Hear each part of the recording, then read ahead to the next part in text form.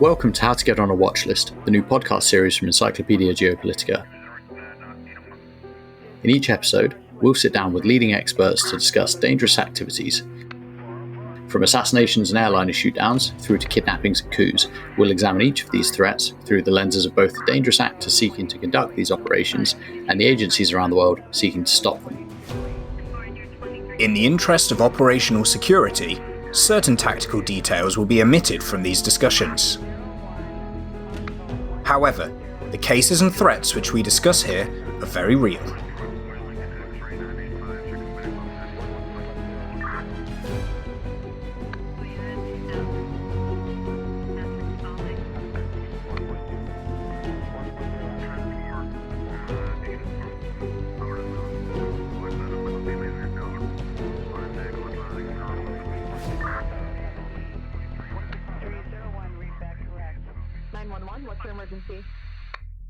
I'm Louis H. Besant, the founder and co-editor of Encyclopedia Geopolitica. I'm a researcher in the field of intelligence and espionage with a PhD in intelligence studies from Loughborough University.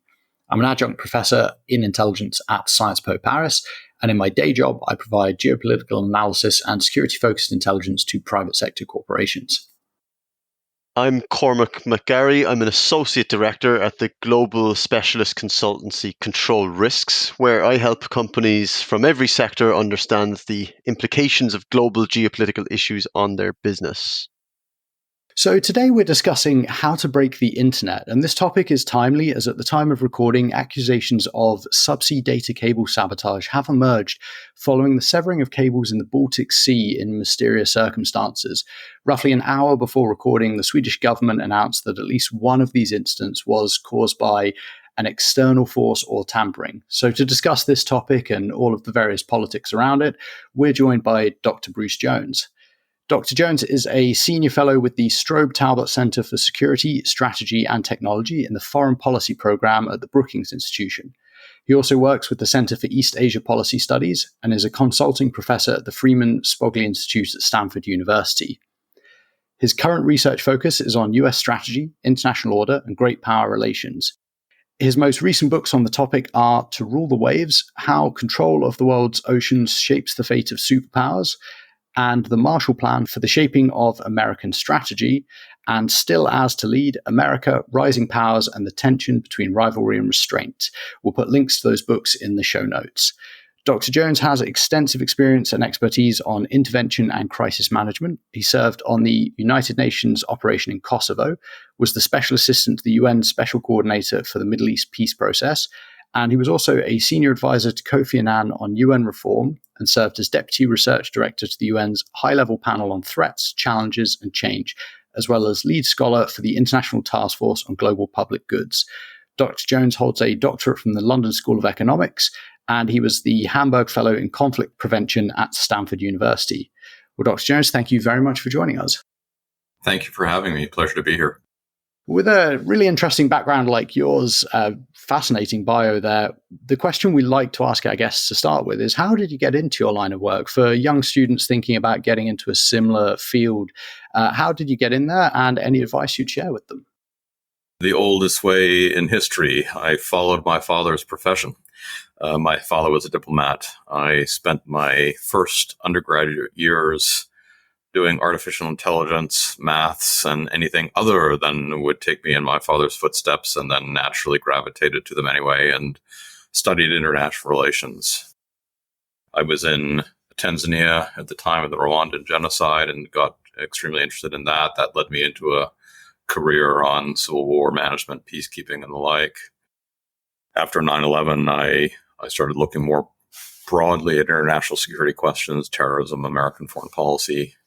And I was at the UN in the wake of the Iraq War when the quote-unquote rising powers started to assert themselves in international affairs, and I became interested in the kind of changing dynamics of international security, and eventually began to understand that the maritime space was a crucial space in which that was playing out, and that led to the book To Rule the Waves.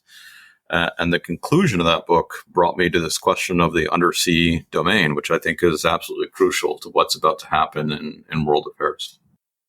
So, Bruce, broadly, the topic we're going to discuss is the question of how to break the internet, but specifically, what are the vulnerabilities around subsea cables and communications infrastructure with regard to the idea of breaking the internet?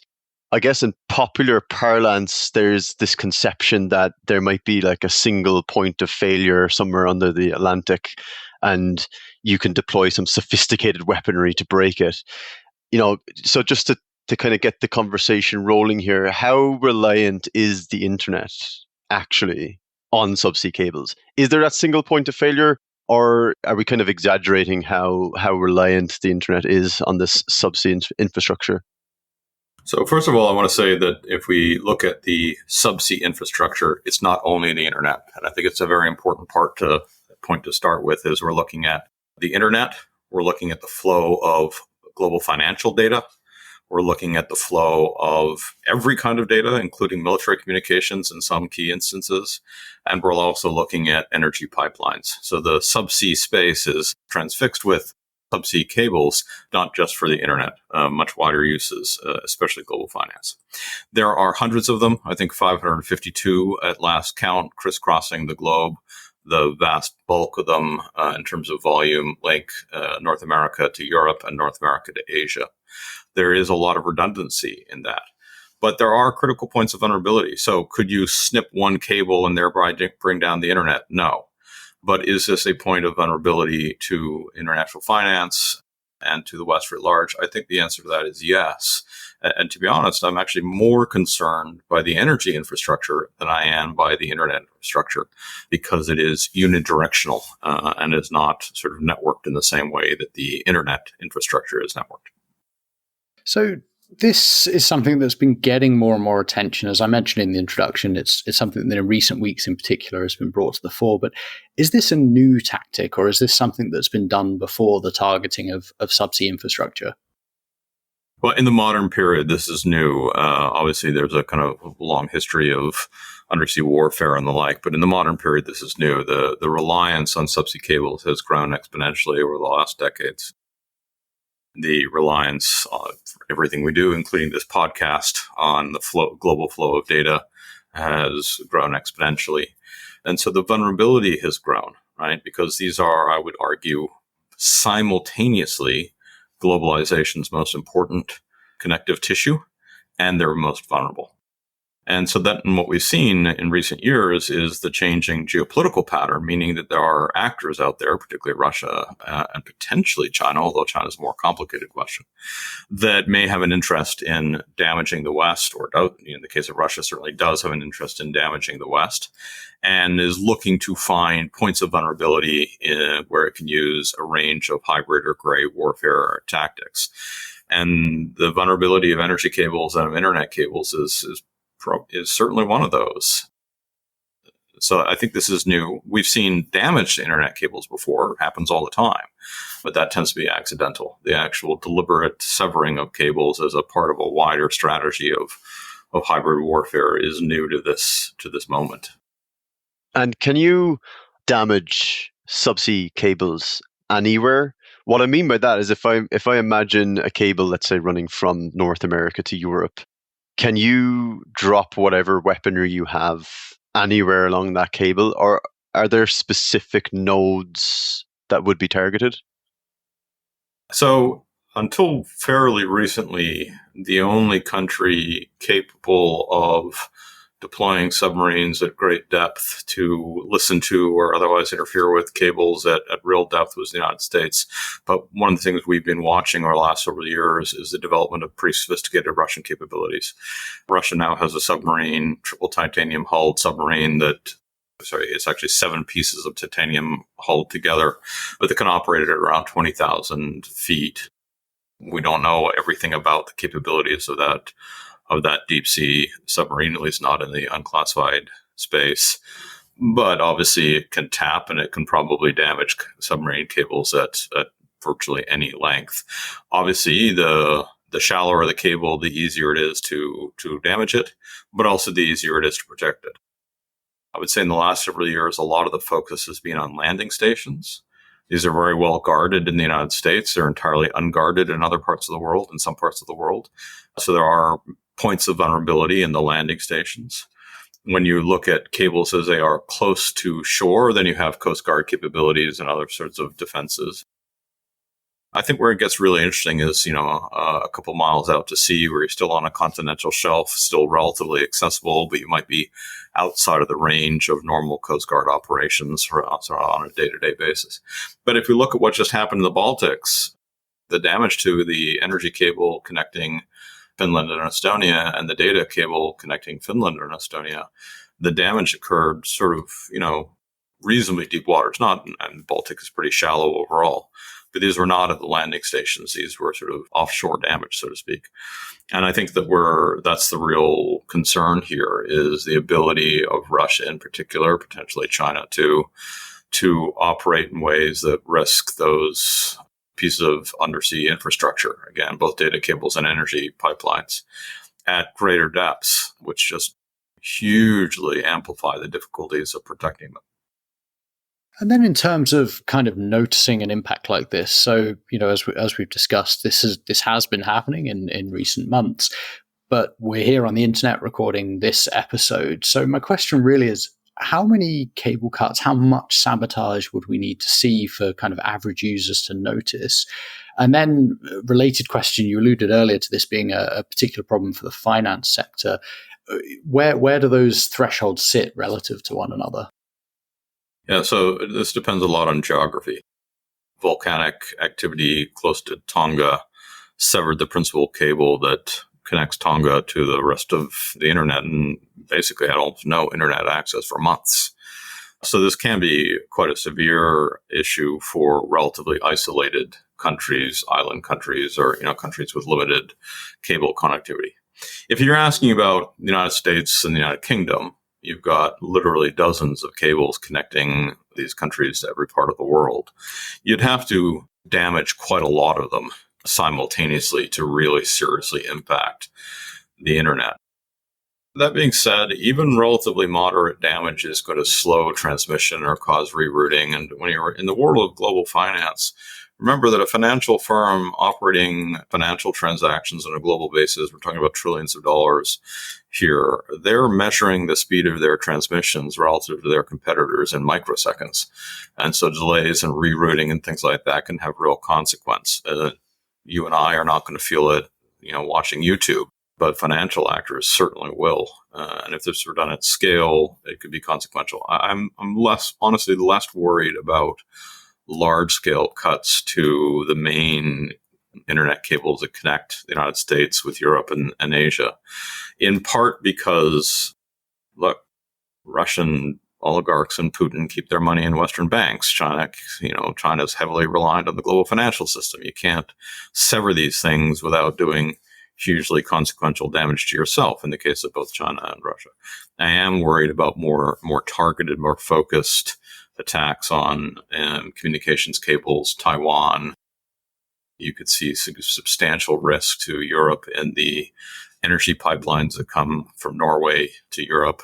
There's a lot of disruption that can happen and a lot of damage that can happen. Again, I think the energy infrastructure is probably more vulnerable to really significant disruption than the internet, than the data cables. Bruce, that's really interesting for our audience. And of course, geopolitics is at the center of our podcast. So it's really interesting that you say you're less worried about these large, grand scale attacks that could, totally shut down communications. It seems, therefore, that a lot of what we see is potentially, gray zone posturing. It's countries that you've already mentioned saying, this is something that we could do, if we came to blows. So we're giving you a taste of what we could do. So how much of that is currently in that gray zone area? And am I correct in saying that that's what we're seeing? I think what we just saw in the Baltics is one step beyond that, right? I mean, this takes energy flows into Estonia offline for several months. There are alternatives in the short term. There are some floating capabilities. There are some onshore reserves, et cetera, but it's pretty significant.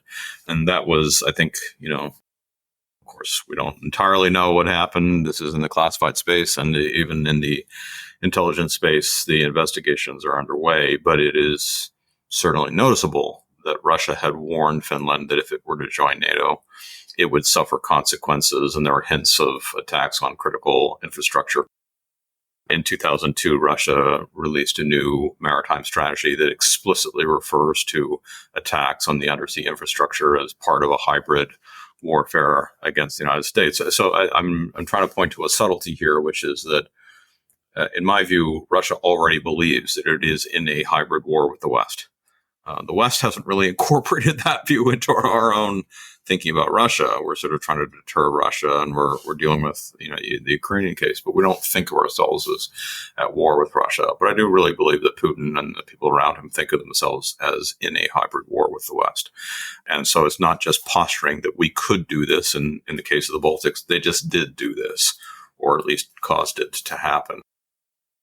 I think a really crucial question that we don't really have an answer to is, what would be one step up from that?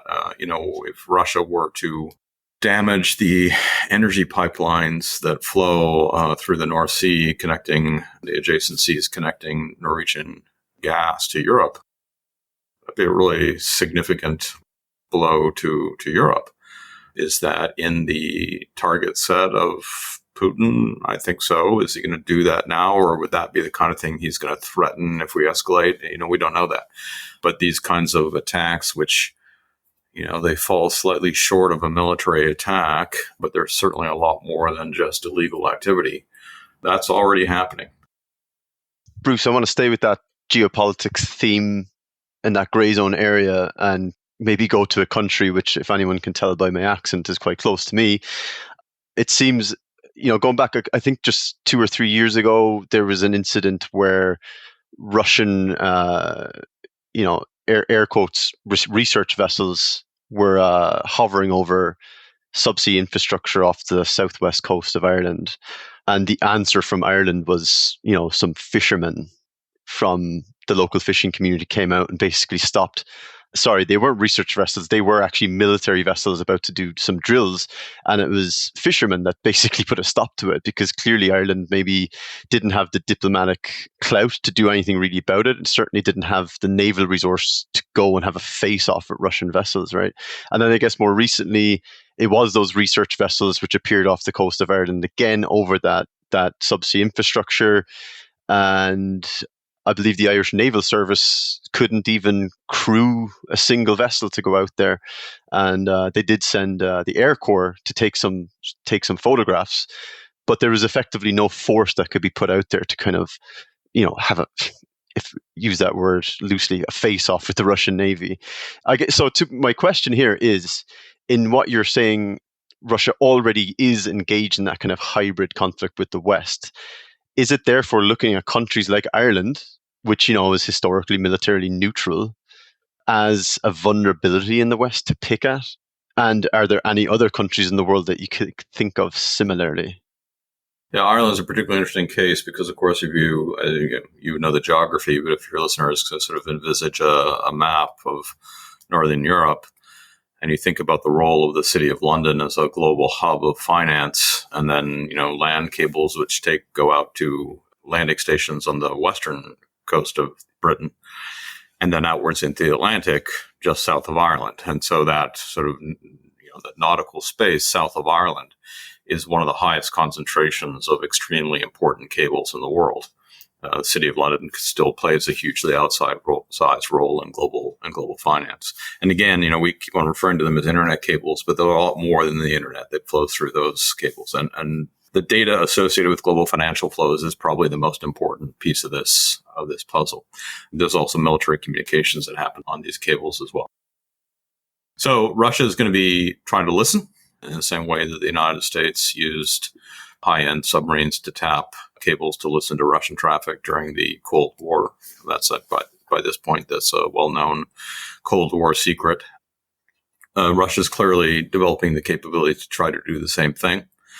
In terms of whether they would sever those cables, again, I think the real challenge there is it's not just cut off your nose to spite your face if you're Russia. It's also, sever your arteries if you're China. I mean, this is to attack the global financial system is incredibly complicated in terms of the extent to which China and Russia are going to be willing to do that under these sort of short of full-blown war circumstances. But yeah, this is a vulnerability. It's also, there are vulnerabilities of law here, right? Russian hydrographic vessels and research vessels can legally sail through the Baltic and into the Atlantic unfettered and untrammeled. We don't have any legal grounds to stop them. Of course, if they engage in semi-military activities, that puts them into a different category, and then you have to have the capabilities to interfere or block or at least track, and that requires substantial Coast Guard and naval capabilities. So one of my obsessions right now is on the need to really, I think, fairly dramatically increase the scope and scale of naval and Coast Guard capabilities that the West has. We are so reliant on the movement of goods, energy, and data by sea. And in the last 30 or 40 years, we've sort of thought about that as a kind of global public good. Global economy is growing, everybody's cooperating, etc. But when we realize the vulnerabilities here, we just haven't invested at the scale that we're going to need to protect that infrastructure. And Ireland's a key case in point. I don't think there are others that are in that exact same position. It's a little bit, but the other place where there's just a huge cluster of cables that could be very disruptive are in the South China Sea and the East China Sea and the Taiwan Strait. And there we've already seen China threaten and sort of postured at the ability to cut Taiwanese connectivity. Taiwan, again, as an island, is a little bit more in the Tonga position, right? There are some cables that connect Taiwan to the United States directly that I think would be very hard for China to cut. And those are, military communication cables primarily. But Taiwan's connectivity is pretty reliant on a handful of cables. The landing stations are undersecured, very shallow waters. It would not be hard for China to cut connectivity to Taiwan in the event of an escalation there. Of course, the United States has the potential to similarly cut connectivity to China in that circumstance, and we have advanced submarine capability to do that. But there we run into the same problem I mentioned with the Chinese. If we sort of just, do too much to sever Chinese connectivity, the financial consequences for us would be very severe. So we get into wider issues of financial and economic interdependence here. The subsea cable network is kind of symbolic of, as well as the operational piece of, global financial connectivity. So I want to stay on that topic slightly there. Given this idea of kind of, I really like the way you put it, you're not just cutting off your nose here, you're cutting your arteries. If you were a hostile actor, and as you say, potentially a hostile actor who believes they're already in a hybrid war with the West, how would you exploit this vulnerability? How would you kind of act to cause the most chaos while doing the least damage to yourself? Well, in Northern Europe, this is where I worry about the energy cables. Because, as I said, these are one-way flows, right? Norwegian gas flowing into Dutch terminals. You cut those off, and it's really only Europe that suffers. It doesn't have it may have a knock-on effect in terms of price, but it doesn't have a knock-on effect in terms of supply. And so you can do serious damage to one target by a relatively limited set of cuts or damage to a limited set of pieces of undersea infrastructure. Probably my biggest worry actually is the energy infrastructure around Northern Europe. There are similar vulnerabilities in Asia. Japan is hugely dependent on undersea energy pipelines. I mean, there's shipping pipelines too. I mean, surface ships as well, but the energy pipelines are real, but not nearly so dependent as Europe has become on the connectivity of pipelines, both in the Mediterranean and the Baltic, bringing energy in from Africa and from Norway. So that's a very real vulnerability and doesn't have these wider spillover effects that the internet and financial stuff does. So if I were sitting in Putin's inner council, I would be, as they are, sailing hydrographic vessels and ships capable of supporting and carrying deep sea submersibles and undersea vehicles, and I'd be investing in deep sea underwater and manned vehicles, which they are, and I'd be posturing to be extremely threatening to the West in that space, which they are. And I think we have underestimated the extent to which Russia still poses a peer-to-peer threat in the undersea space. Land warfare capability is rather degraded. Its cyber capability doesn't match ours. But in the undersea space, Russia is a genuine peer to the United States. And we are more reliant than they are on that undersea infrastructure. They're not without their reliance. And again, I come back to this point that they couldn't really deeply damage the internet and financial networks without also damaging China. And given the China-Russia relationship, I think that is a buffer against some of the most disruptive potential Russian behavior. That could change in the context of acute hostilities between the United States and China, of course. So a lot of what we have seen is that kind of gray zone posturing, threatening that we can do this and we can exploit it more if we come to blows. So in that, as you said, in your opinion, Russia does still pose a peer-to-peer threat. So, if that does manifest and we actually see this being deployed in open conflict, how does it impact, let's say, NATO's ability to actually go to war? So we're talking about subsea infrastructure and targeting there, but how does it impact the weapons we're more traditionally familiar with, like the tanks on the ground, the airplanes in the sky, the troops in the boots? Are they linked? I mean, only in some ways they are. There are pretty important parts of military communication that travel on these cables, right? So you think of an American commander in Norfolk giving orders to a NATO asset operating in Europe. At one point or another along a communication chain, that information is flowing on undersea cables. Now, again, I'm a little less worried about the dense network of cables that connect Europe and the United States. They're pretty well guarded at the point of the landing station in the US. The vulnerability is recognized. I think it would be pretty challenging for Russia to interrupt enough of that at the same time to really make a meaningful difference to America's ability to communicate in those kinds of circumstances. So again, I think it's much more heavily the energy infrastructure. It could do serious damage to Northern Europe. It's threatening, as you said, as posture and threatening to do this wider damage if things escalated.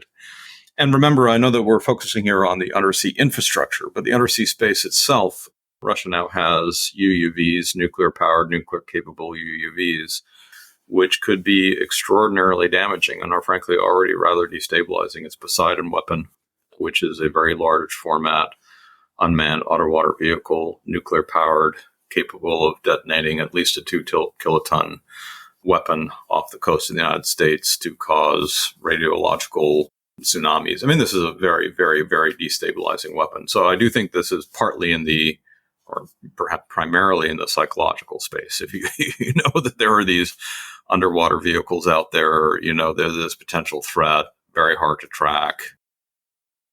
In Russia's mind, I think that is designed to deter the United States from a larger set of escalations than it currently contemplates. So Russia believes it is engaged in a hybrid war. I do not think it is seeking to escalate to conventional war or as yet to nuclear war, hopefully.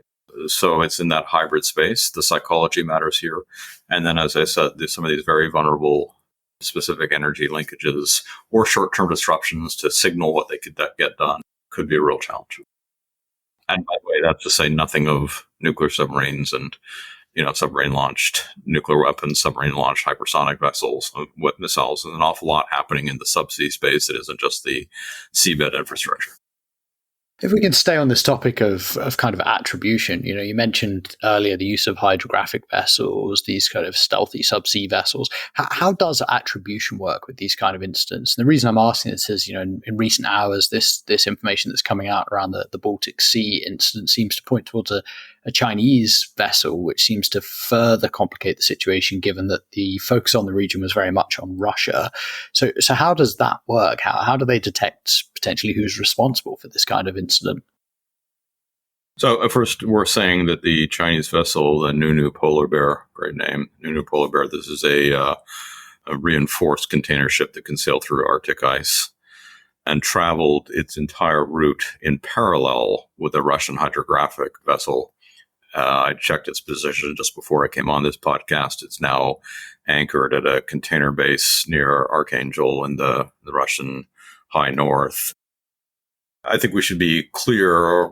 There are limits on what we can know, but seems to me highly unlikely that this Chinese commercial ship was just happened to be floating around through these waters and happened to be moving in parallel with a Russian hydrographic vessel through its entire route. And they just happened to be spotted together at the scene of both of these incidents. And they happened to be spotted together on the Norwegian coast. It seems very unlikely that this was just a pure commercial Chinese operation. There was more going on here. One thing that seems to me is that NATO and or other affected countries are going to have to start doing is simply shadowing these ships, more or less full time. And that can be done with a combination of air assets, unmanned vehicles, and cutters, Coast Guard ships, etc. There's nothing illegal about a Russian or Chinese hydrographic vessel sailing through the central waters of the Baltic. But there's also nothing illegal about NATO members shadowing them and, watching their operations. To the extent that the Russians or the Chinese want to do things in the hybrid space, attribution is critical. Deniability is critical. And if you have a Coast Guard vessel or an undersea, an unmanned vehicle or a drone or a plane following these vessels, seeing as they stop, seeing what activity they do, you could have an underwater drone filming what's going on beneath the surface of these vessels. We're not talking about hundreds of ships here. We're talking about a handful of Russian hydrographic vessels and a handful of Chinese. We know where they are at any given time with AIS and satellite, etc. So, the minute they begin to enter waters where we have concerns, they could be shadowed. Real-time monitoring, I think, is key to this. So long as the Russians and Chinese want to be operating in deniable or hybrid space, they can't do things if we can see them doing it, or at least it's a significant deterrence. So real-time monitoring of these vessels strikes me as the key to limiting their ability to play these hybrid roles. Now, that requires some assets we don't currently have in large volume. We're only beginning to develop fleets of unmanned underwater vehicles. But even things as simple as, a Coast Guard vessel or a shipping vessel trailing alongside these as they sail with some, GoPro would be sufficient to create a very plausible story of their involvement in incidents, even if it takes post-incident investigation to determine the precise nature. If you have live video showing the vessel in question stopping at the point in time when the incident occurs, at the geography, it becomes extremely hard to deny your involvement. So real-time monitoring of these vessels strikes me as key. Russia will propose to do the same. Fine. That's in the nature of competition. Military vessels is a different story.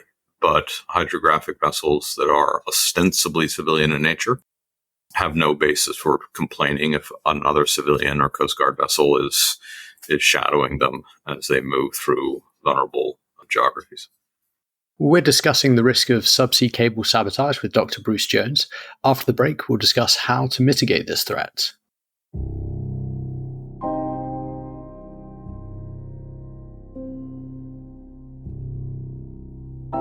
You have been listening to How to Get on a Watchlist, the podcast series from Encyclopedia Geopolitica. If you like this show, don't forget to check out our other content at Encyclopedia Geopolitica, which you can find at howtogetonawatchlist.com, where you can find our analysis on various geopolitical issues, as well as reading lists covering topics like those discussed in the podcast. Please also consider subscribing to the podcast on your streaming platform of choice, giving us a rating, and joining our Patreon.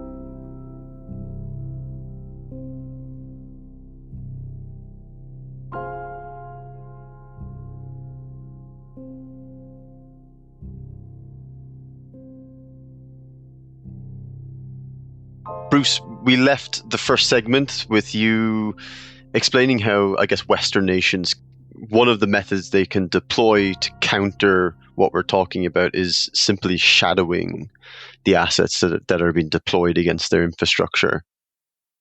First of all, I guess that's a question of where do those assets come from, and go back to the Ireland issue we talked about a while ago. That's where there was a critical vulnerability. I'm curious to ask, what about other countermeasures that you think are already in place or could be put in place to mitigate against subsea infrastructure sabotage? Well, let's start with shadowing. During the Cold War, we used to shadow Russian nuclear submarines sailing out of Murmansk and other facilities, and it was often either a British or an American submarine that would trail them. We could hand off to one another. We could communicate around location of these things, and that's an extremely hard business. Trailing a surface vessel like a hydrographic ship is a much easier business. Bear in mind that although some of the most dangerous things could be implemented by a deep sea submersible or a deep sea submarine, for the most part, those have to be moved to their locations by a larger vessel, either a larger submarine or a hydrographic ship that's serving dual purpose, or something that looks more like a scientific vessel or a commercial ship. And that's certainly the way Russia has developed its capabilities. It's not, it can't sail a deep sea submersible from St. Petersburg out to the mid-Atlantic. It has to get it there on a surface ship and then operate from there. And so, and we're not looking at dozens and dozens of hydrographic vessels or dual-use vessels here. We're looking at a handful in the case of both Russia and China. And so it does seem to me that in terms of attribution and removing deniability, shadowing these vessels can be done by air assets, can be done by Coast Guard vessels, can be done by commercial vessels that are equipped with cameras, can be done by P-8s, etc. That is a significant piece of the puzzle. And what we're going to have to see evolve here, and real damn quick, is a kind of coordinated NATO response. Now, we're still waiting for Sweden to join NATO, if Turkey gets out of the way. But even before that, Sweden can already start collaborating with NATO operations in a whole range of ways. And we're going to have to see the Baltic states, the Germans, the Poles, the Finns, the Swedes, the Brits developing a coordinated mechanism backstopped by the United States and by NATO to shadow Russian submarine and dual-use vehicles operating in the Baltic. A little trickier in the very long Norwegian coastline where there's vital infrastructure. That's probably going to rely more heavily on the United States, which has substantial submarine and other naval assets in that domain. The British used to have very substantial assets here. That's been somewhat degraded. I think they recognize that they need to rebuild that capability. Unfortunately, some of these are capabilities that we let go in the post-Cold War period, and you don't bring them back overnight. It takes a while. But certainly this shadowing the surface ships is something that we could do relatively quickly with simply a coordinated NATO effort around the Baltics. This is the flip side of the new vulnerability, is that Putin has put himself in a less advantageous geopolitical position in the sense that the Baltic is now entirely surrounded by NATO states, or will be as soon as Sweden is a member, right? And so it's the ability to develop a kind of a mesh of observation, both subsea and surface, is substantially greater than it was a year ago, let's say, when efforts to develop anti-submarine warfare arrangements, for example, sort of kept on stumbling across the problem of Sweden and Finland not being in NATO. Well, that problem's been solved, so to speak, or will very shortly. So there's more that could be done there. I do think the unmanned underwater vehicle space is going to be really important here. The ability to deploy smaller vehicles, smaller assets to track vehicles. It's not a magic bullet. These things require energy. They require a battery source. So they require refueling or recharging. They can't run forever. Even the Baltics, it's one of the smaller seas out there, but it's still a big body of water. And so you need a lot of these. But it is a space that we can develop pretty quickly, and we really need to. And then there's, of course, also satellite and air. Again, you can't necessarily trail a small unmanned underwater vehicle by a satellite, but you can certainly trail the motherships that are going to be deploying these things. So we're going to have to develop this mesh of observation capability.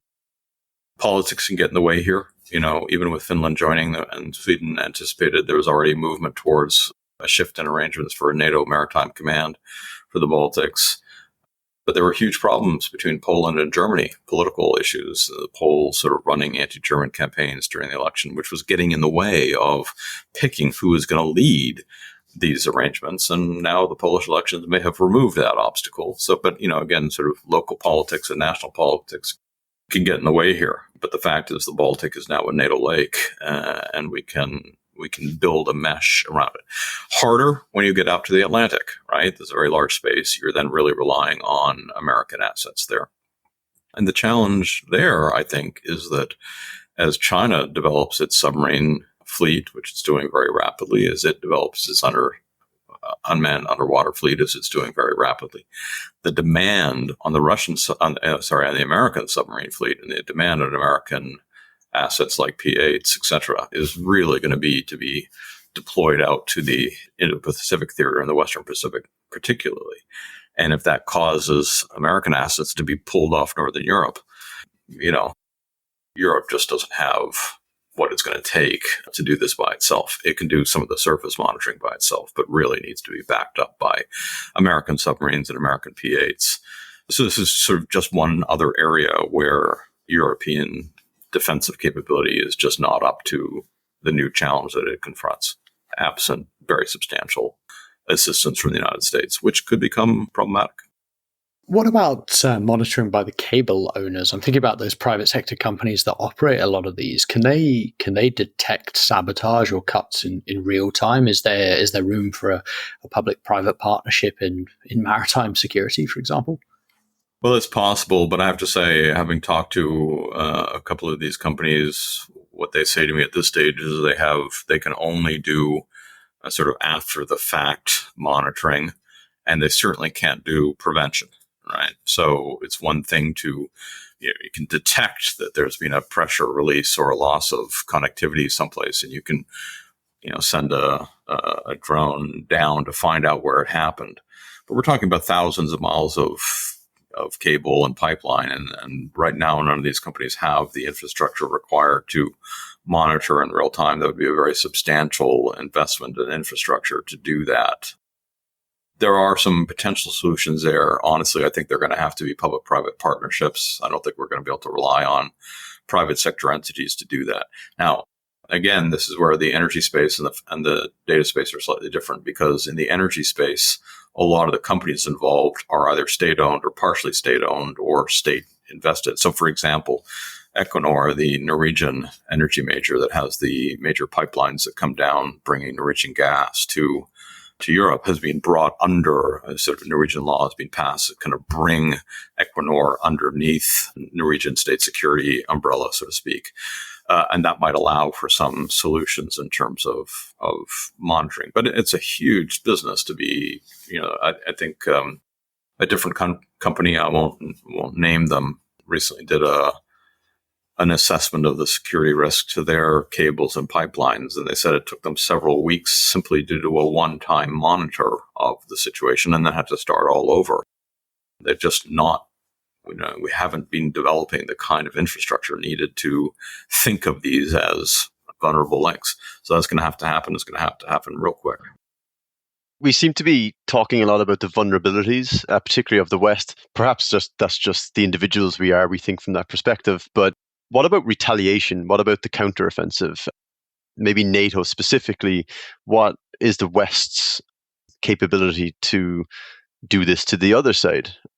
Is it something you expect to see happening, or that we're already seeing happening? Maybe I'm conscious that even at the time of recording, it's still actually in the air who did the Nord Stream attacks, right? So we kind of work on the assumption that it was one country versus the West, but actually, it's kind of undecided who it was. In my own mind, there's not a huge amount of doubt about Nord Stream, but that's easy to say that. Look, there's no question here that the vulnerability is asymmetrical. We are more reliant on these flows than are Russia. Very different if we come to the question of China, which is heavily reliant on these flows. So it's a much, much more complicated question when it comes to China. On the other hand, China is exposed to all sorts of issues globally where pressure could be put. Russia is hard. And I think if you look at this from the Russian perspective, they would argue, we've already done that. We've done it through sanctions. We've sort of severed ties to Russian energy consumption. Now they've been able to sell to India and other places, but we've stopped buying Russian energy nearly as much as we used to. We've used sanctions on their financial sector. We've used sanctions on their economic sector. So they would argue we've already used our greater leverage in the economic, the financial, technological space to put pressure on them, and now they're trying to respond by finding this point of vulnerability. So I don't think the answer is going to lie in reciprocal tweaks to their cable or their infrastructure. I don't think that's what we're going to see. I think we're looking at, NATO in its most recent sort of doctrinal developments did recognize critical undersea infrastructure as an issue where NATO had to develop responses and deterrent capabilities. We haven't seen much yet. I do think these incidents in the Baltic Sea are really the first major test of this. We've clearly seen deliberate attacks on two pieces of critical infrastructure. The presence of the Chinese ship, as you said earlier, may be sort of designed to complicate attribution here, but this is real and it can't go unanswered. Now, then the challenge is, NATO's primarily a military instrument. Is the military instrument the right response? Arguably not. Maybe you have to look at different kinds of sanctions. We're already heavily sanctioning Russia. You seize Russian assets equivalent to the damage caused by the attack. I mean, this gets very complicated, and I don't think NATO has yet really developed either the deterrence or the response options. And again, even more complicated if this had Chinese involvement. China is much more mutually dependent on these globalized flows, and China has a lot of soft points in its global exposure, its fishing fleet. There's all sorts of places where we could pressure China. But we're into a very, very complicated space now, both legally and operationally. In the event that there is a successful attack again, and I guess there's probably a separation here between the energy infrastructure and the communications infrastructure. What's the capability to just get these things repaired quickly? Yeah, with the data cables, I mean, there actually is quite a lot of repair capability out there. I mean, accidents happen, I've seen 100 accidents. A ship drops an anchor at the wrong place. A ship runs aground at the wrong place. There's lots of legend about shark bites. I think that's mostly apocryphal. Volcanic activity, as I mentioned, in Tonga. So lots of ways these things get damaged. If it's something like a ship anchor dropping, which is, I think, the most common, or dragging, it's a relatively small piece of damage. And so repair ships can go down or repair submarines can go down depending on the geography and execute a repair on a relatively small piece of cable. If a larger section were damaged or severed, that would be a more severe challenge, but that could be done. The energy infrastructure is more difficult. If you were to blow up the Nord Stream pipeline, for example, that can't be repaired overnight. It's a much more complicated repair that is involved. Months of work. You can just imagine the complexity of trying to repair infrastructure at depths of several hundred feet or a couple hundred meters. This is really complicated engineering work. So the capacity is there, but it's not excessive. And if this is to become a more significant area of interruption, we're going to have to invest more heavily in at all parts of this: deterrence, defense, response, repair. All of it we've underinvested in relative to how important this infrastructure is. I just want to jump to emerging technologies briefly. Are there any emerging technologies that you're concerned about in the realm of this threat? And then follow-up question is, if there are there any mitigations that we can think about there? Well, I do think this is where the unmanned underwater vehicle question comes into play, right? We've seen really interesting developments in Ukraine, for example, where the Ukrainian Navy has now developed a specialized unit for this, have used relatively small unmanned underwater vehicles or unmanned surface drones, but maritime drones, to do pretty significant damage to the Russian surface fleet. Now transpose that to Norfolk or San Diego. Is the U.S. Navy, is the surface fleet vulnerable to operations by relatively small, hard-to-detect vehicles? Now, again, I think here the biggest deterrent to that kind of thing is those are acts of war. And then, I don't think at this stage China is trying to pull the United States into a war, right? Nor really is Russia. Not in those terms. But the technological development is significant. And if relatively cheap, relatively easy to develop, relatively easy to operate munitions can pose a significant threat to very large, very expensive surface vessels, That's a significant shift. Now, we haven't really processed what that means. I think since the start of the Ukraine war, people have been heavily focused on this question of what it means for Taiwan or what it means for China thinking about invading Taiwan. I'm increasingly focused on this question of what does it mean for the United States and, by analogy, Britain or anybody else with a serious navy. What does it tell us that an actor with a less capable navy can nonetheless pose significant challenges to a larger navy by use of UUVs? And now think about the underwater situation. If you wanted to pose a serious threat to the energy stability of Europe, you could imagine pre-deploying explosive UUVs or mine-carrying UUVs all along the energy infrastructure and signaling your capacity to disrupt all of that at any given time, and that would be a very serious risk. And you could have quite an important psychological effect on Northern Europe and on Europe as a whole by signaling your capacity to do that, again, also in the Mediterranean. So UUVs is the place I think we have to be most worried about what it means. I've already mentioned Russia's Poseidon weapon. I haven't really begun to incorporate in my own mind how we deal with as destabilizing a weapon as that. Are we going to develop large meshes off the whole of the Atlantic to try to defend it? It's almost inconceivable how you would do it. I can't really think through how we would track these things, detect them. Far smaller than a submarine, far smaller than a surface vehicle.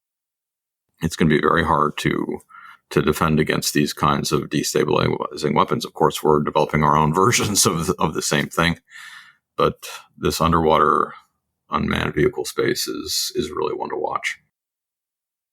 What's really interesting about the infrastructure you're describing, Bruce, as well, is that it's almost all of it is owned by corporations. So, like I work in the maritime security world, and without getting into the technicalities, there's codes and international standards that apply to vessels and port infrastructure. But there's nothing that really applies to subsea infrastructure in the same way. So, to what extent do you think corporations have responsibility here? And what do you think they can do to harden their infrastructure? Yeah, look, I think this is going to be one where, as I said before, I think we're going to end up having to look in the public-private partnership space here, right? So if Meta and Facebook lay down an undersea cable that links the United States and Asia, and we're now, huge volumes of data and financial data are flowing under that cable, is it Microsoft's job or Meta's job or Facebook's job to protect it against a Chinese attack? I can't really see that argument holding, right? Certainly, they're going to argue that any geopolitical threat like that is for the state to deal with. And by and large, I think they're right. I can't really see us, and nor would we want Meta or Facebook or Microsoft developing their own national security defenses against the Chinese Navy or anything like that. Now, where I think is a little different is in the monitoring space, right? So it seems to me that there is an argument to be made that anybody investing in maritime energy or data transmission, whether surface or subsea, has a responsibility or could be induced to accept a degree of responsibility for monitoring activity around them. There's no reason why a Maersk vessel or an MSC vessel sailing through the Baltic couldn't be recording what's happening around them as they go, sharing that information. The challenge here, I think, will be in the commercial space. So many shipping companies are in so many ways dependent on China as a market, as a source of shipbuilding, as a final market, that we're already seeing companies being a little reluctant to be pulled into a American-led or a NATO-led effort to increase resilience and increase robustness. I think if things get worse, as they almost certainly will, those companies will be forced to a different posture. If you're a European company at core, no matter how big your exposure to the Chinese market is, ultimately you can't sort of side with China over Europe in a deep geopolitical contest. But you'll certainly try to avoid being pulled to one side or another as long as you can. Nonetheless, I think we should be working with, and you said there are private, yes, but a lot of them are state-owned or state-invested or state-regulated. And I think there's space here to work with companies to get them to invest or co-invest in monitoring capabilities so that at the very least issues like attribution can be improved by the presence of real-time observation of the things that are happening in the maritime space. Bruce, one question we like to leave our guests with here is, what keeps you up at night? We're talking about a pretty significant threat here. What is your worst nightmare scenario in this space that really worries you? I'll start with one that doesn't worry me as much as some of the writings, which is this notion that in an outbreak of hostilities with China, say that China would move to sever the internet or sever the financial. I don't think it's realistic. And it would be, as to use the image I used before, to kind of sever their arteries to spite their face, right? I mean, they would be doing themselves such massive damage were they to do that deliberately that it seems to me that it's unlikely. I do worry in the context if we end up in a maritime crisis in the Taiwan Straits or the surrounding waters, that cables could be cut accidentally or part of, you could see significant disruption. But the thing that really worries me is the energy infrastructure in Northern Europe. If we were to see Russian efforts to sever the energy infrastructure that connects the North Sea, the Norwegian Sea, the Baltic Sea, it could be a very serious blow to Europe and cause real escalation between NATO and Russia in ways that could get out of control. So that's probably the issue that worries me most right now. Well, Bruce, thank you very much for joining us. Thanks for having me. You've been listening to How to Break the Internet with Dr. Bruce Jones. A link to Bruce's latest books can be found in the show notes. Our producer for this episode was Edwin Tran. Our researchers were Colin Reed, me, Lewis H. Besant, Edwin Tran, and other unnamed members of the Encyclopedia Geopolitica team. To our audience, as always, thank you very much for listening. If you enjoyed this show, please consider checking out our other content at Encyclopedia Geopolitica. We'd also appreciate it if you could subscribe to the podcast, leave a review, or support us on Patreon. Thanks for listening.